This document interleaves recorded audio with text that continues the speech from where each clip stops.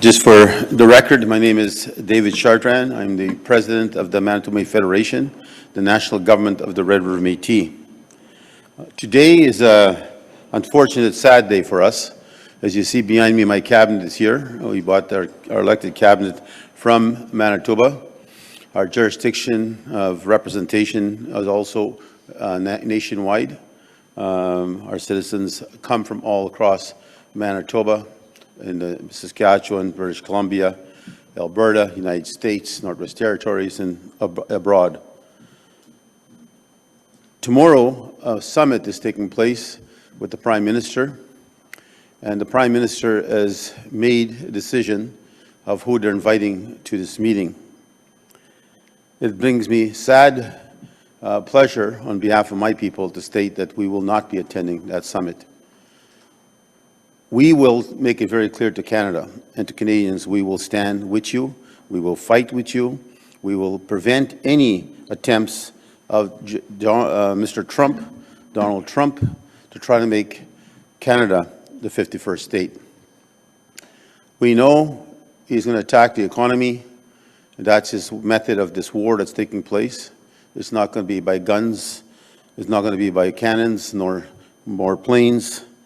It's going to be done in the format of an economic war. And it's going to hurt our country. We know it. We understand it. The Red River Métis is not the first time we've protected Canada. We bought Manitoba Métis Federation in 1870 and became part of this beautiful country we all love. I want to read a quote, so I won't make a mistake. I'll read the quote myself from an actual statement in a written letter by our then great leader, Louis Riel of the Red River Métis. This is what he states to U.S. President Ulysses S. Grant, the President of the United States. He said, "We have heard whispers from the South, voices that suggest annexation to the United States. But I tell you now, Red River is not for sale. We are a people, not a commodity, to be traded between nations." So this is not the first time the Red River Métis will stand up to protect this country against the United States, because it's been attempted before. Where the Fenians attempted to come in 1870, it was the Métis who stood the ground to protect the attempt to lay claim to the land of the Northwest, which was not yet part of Canada. We know full well we're probably the best and most suited to be sitting across the table with the Prime Minister. And the Prime Minister decided to invite the Métis National Council, which is not a legitimate body. The Métis Nation in Ontario has caused a great political swell in Ontario by the First Nations, who have indicated that if the Métis Nation in Ontario, with their fraudulent Métis, attempted to be part of this process of national projects, they will oppose, because of that purpose alone, that they are not truly Indigenous people. There's a jeopardy now that MNO is bringing to the table, and the Prime Minister is allowing that to happen. The Métis National Council has only 2 members. It does not have legal standing in any capacity that have the right to be at that table. They try to make a deal with us that they would put them in Zoom or somewhere else. But it doesn't prevent the MNC from putting a press release later or a statement saying that they were at the meeting with the Prime Minister, yet they're not even a legitimate body. It is something that puzzles me, because he made it very clear he's going to meet with rights holders to know full well it's going to be based on Section 35, the argument of the consultations that will be necessary for these national projects to fulfill their mission. We're talking investing of billions upon billions and billions of dollars by private sector. If there's some uncomfortness with private sector, they'll be quite leery to put a project if they're going to be finding themselves in a courtroom or in a political realm of where they will be prevented from doing their jobs. So it's very fitting in many ways that the Prime Minister is right. He needs to meet with right holders. He has to meet with right holders to comfort us, to tell us to trust him. Trust this country, trust this government, trust us that we will do what's just and right. I went in front of the Senate to make a public statement on behalf of my people. To all Canadians, I will stand with Canada, I will fight with Canada, as we did in Normandy, as we did in World War II. We went overseas, many of us didn't come home, but we fought for a country that didn't respect us. A country that still to this day, obviously, is not respecting us. So it comes to a point to ask ourselves the question, what is in the mind of this Prime Minister and this government? Is he getting poor advice, bad advice, and he's too busy to look at what is taking place? It didn't have a chance to reflect his thoughts. What's happening behind that door, I do not know. But I went before Senate, I went to the all Parties Committee, made a statement very clear. Our Red River government, the Métis of Western Canada, our citizens that live throughout, will support Bill C-5 because it supports Canada. This is not here, I'm not here to support the Prime Minister or any political party. I'm here to support my country. Unfortunately, in order to do that, the Prime Minister has stated a process of where he needs to get the Indigenous people's support behind him. He's pushed us out. He's put me in a very difficult position, and he knows it now. That message was sent to his staff and to his department. My citizens have made it very clear. Why I left the Métis National Council in 2021 is they had a fraudulent organization at the Métis National Council with non-Métis citizens stealing our identity by the tens of thousands and future hundreds of thousands. So my people made it very clear, as a president and my cabinet sits behind me, that we will leave the Métis National Council, and we did in 2021 if the Métis Nation in Ontario was not abiding with the rules. And that's the same body that he's invited to this meeting today, expecting me to breach my own trust with my people, putting me in a very awkward position to go back and tell my people that I will not stand with the resolution that they warranted and gave me direction along with my cabinet. Now I have to fight my own people. That is not the place I want to be when I am here to fight against Trump to save our country. And here to stand with business, here to stand with provinces, here to stand with our country. And any politician that wants to work with us, I will work with them. But it's not about putting us in a difficult position that we can't be here to do our function and our jobs. Respect my government as you're asking me to respect yours. Trust my government as you're asking me to trust yours. Because I am trusting you, and I'm trusting Canada at the same time to treat us well. And industry knows we have many experience with national projects in this country, and we continue to have a very important role to play. So the summit will not see the Red River Métis there. You will see clearly one of the most historical people that helped build this country, protected this country, right from the days when the first letter was sent to Ulysses S. Grant from Riel that we cannot be bought, and the Red River is not for sale. Canada is not for sale. So, unfortunately, to the Prime Minister, the door is open. If you want to come and sit down with my cabinet and a government-to-government relationship, we will meet. But if you want to insult us, then we'll see each other in a different political realm in the future. So unfortunately, it's a sad day for us, truly, because everybody knows I stood before Senate and All Parties Committee, standing to support this government in their vision of the future. And right now, that vision has got many clouds. So that is our statement from our government. We will not be part of that summit taking place tomorrow. We'll be heading back home to Winnipeg after we conclude the rest of our business here in Ottawa. If there's any questions, I'd be more than willing to answer them.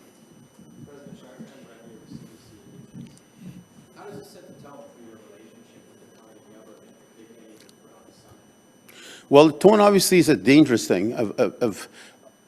I've got advisors too, political advisors, and somewhere along the line, my advisors tell me something's gone wrong. The Prime Minister is very busy. We understand that. He's in a very delicate position, very dangerous position for our country to stand against a very, I'll call him a villain from the South, Donald Trump. A madman in many ways, a man that can change his mind as soon as he walks through a door and walks out the door, and a few seconds later he's got a different position. But that relationship, to me, is about him, the Prime Minister, the new Prime Minister of this country, not taking the time to understand who the rights holders are and taking the liberty to respect that. We worked 150-something years to get here. And for somebody to come along and just say, well, it doesn't matter, you come to that room because this is who's going to be there, even though your people say you don't go to that, I am not going to be placed in that position. If this Prime Minister thinks that we're going to bow to that or kneel to it just to have a meeting, then I will meet. I never met with Stephen Harper when he was Prime Minister for how long? 10 years? I never met with him once.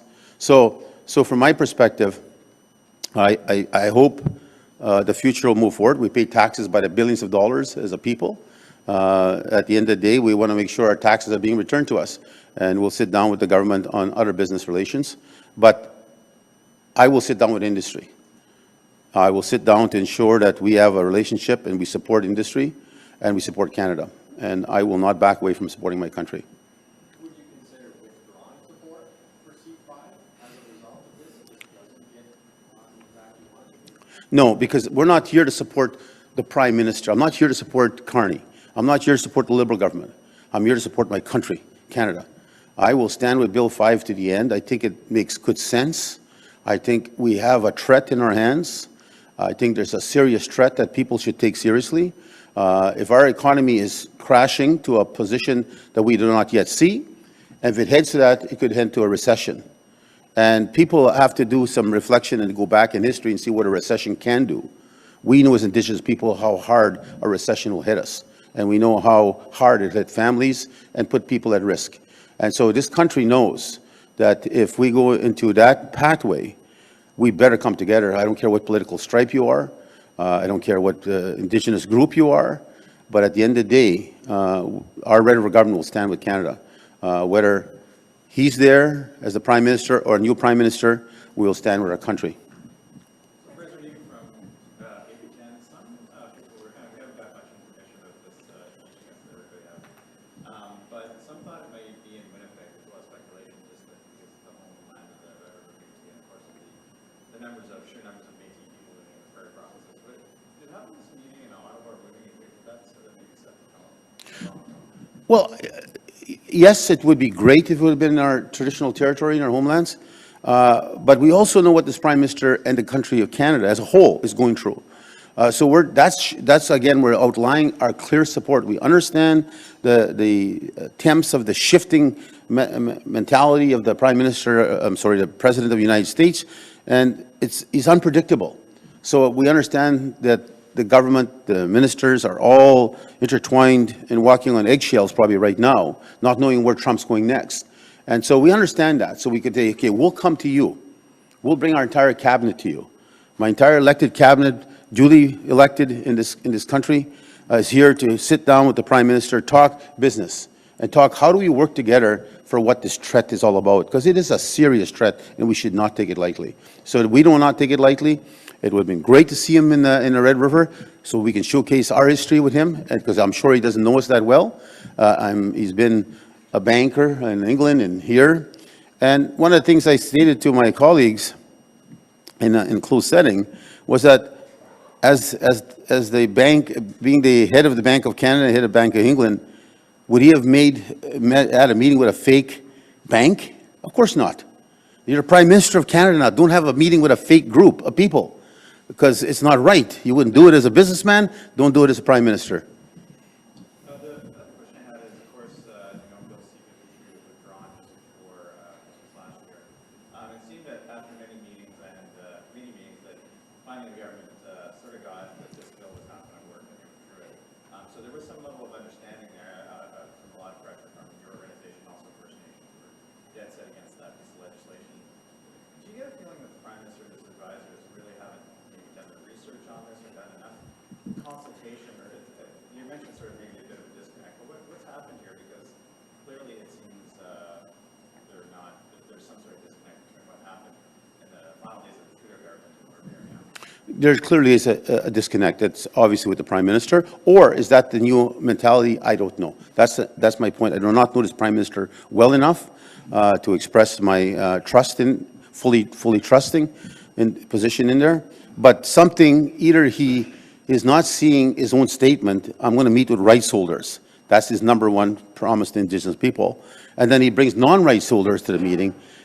And knowing full well we have our own citizens who give us guidance and direction and set a resolution, I cannot meet with them. I cannot be in the same organizational group with them. So yet he's putting me in a position, in order to meet him, I got to go there. So he knows that somebody is either doing some very poor job on his behalf that he should be looking into, and maybe finding some other people that know full well what a Prime Minister should be doing and not doing, and at the same time educating the Prime Minister of who really is the rights holders in this country. We worked many years, decades upon decades, in courtrooms across this country to get a clear perspective of who we are and how we fit in the Constitution of this country. But for him now to ignore that leads me to question, is that really him, or is this his poor advice?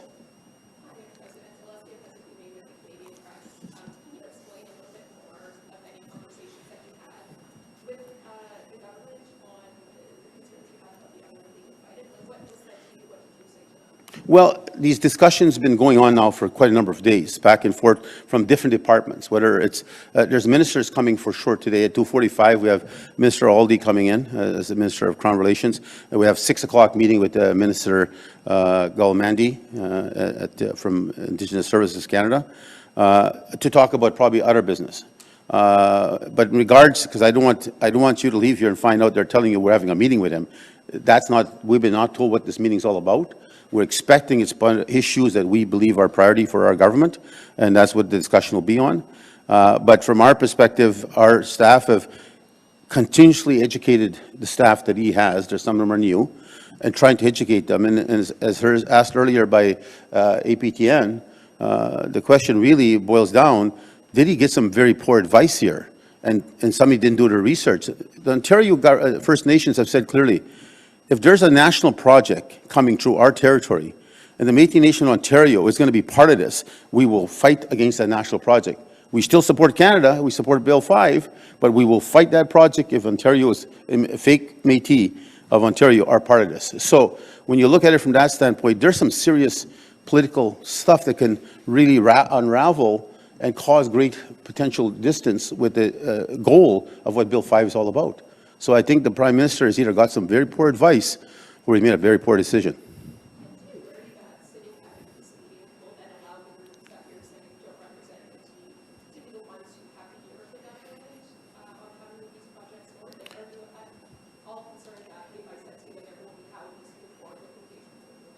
Well, if there's anything this country has learned about the Red River Métis, is that we don't back down from no one. And you see what L'Oreal told Ulysses Grant, we're not for sale, and we're not going to be pushed around for sure. So if they want to sit down and say that the legitimate entity of MNCs who I'm going to meet with, and yet we know by just following corporate law, they themselves breached that. I'm talking Canadian law. Their own constitution, they breached that too. So they're not a legitimate entity. So at the end of the day, if he wants to meet with them and saying I'm speaking with the Métis, then he's going to feel the wrath of the Red River Métis coming at all times. We're not going to back away from him or any Prime Minister in this country.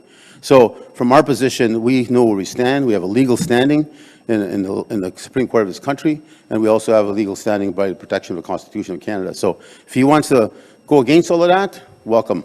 We'll go to war, you and I.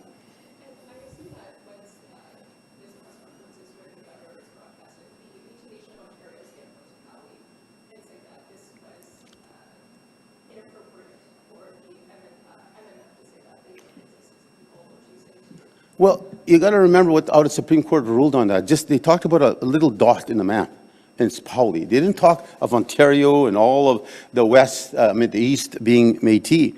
They talked about a dot, that these people, this little small group, who potentially are categorized as a Métis. And Pauli must never forget, it started off as non-status. During the course of the case, they turned to Métis, because Pauli himself said, I'm non-status. So from that perspective, non-status is not in the Constitution, but Métis is. So that's why they turned the word to Métis. So from our perspective, that's Pauli. They always use Pauli. But that does not mean they have a floodgate open for everybody to become Métis because of mixed ancestry. That's what First Nations have proven in study after study after study, evidence of ancestral people that they're using in their own pictures, saying these are our Métis grandmothers or great-grandmothers. First Nation are saying, are you crazy? That's our mom and our grandmom. So you're stealing our own images of our parents. So from that perspective, we know without a doubt who the Métis are. The Red River Métis are we're the Western people. We've always been the Western people. If there's a new Métis in this country, let them share their history. But I'll tell you this, don't steal this. This belongs to the West. Don't steal my flags. Don't steal L'Oreal. Don't steal our history. Get your own history and share that. If Canada wants to welcome you as a new people, so be it. That's the right that you will find yourself in a courtrooms or in a political negotiation. But quit stealing our history and our culture. That's one thing they better stop immediately.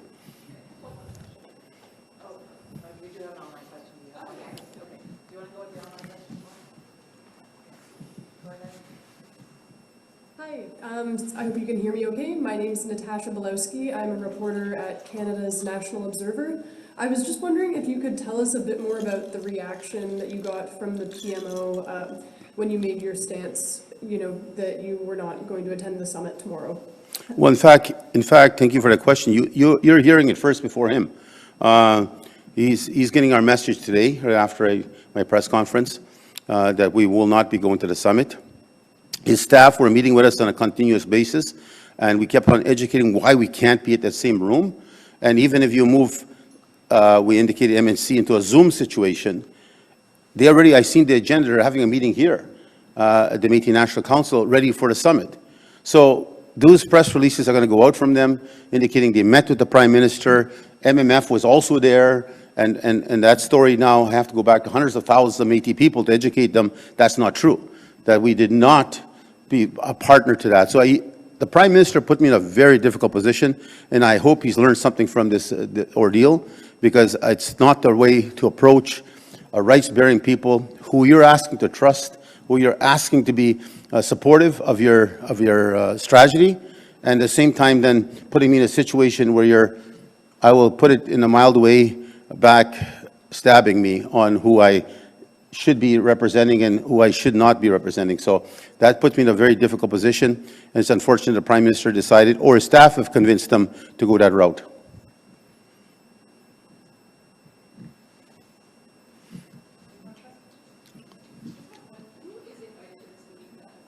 Well, first time there was 4 invited. That's the negotiations they were giving.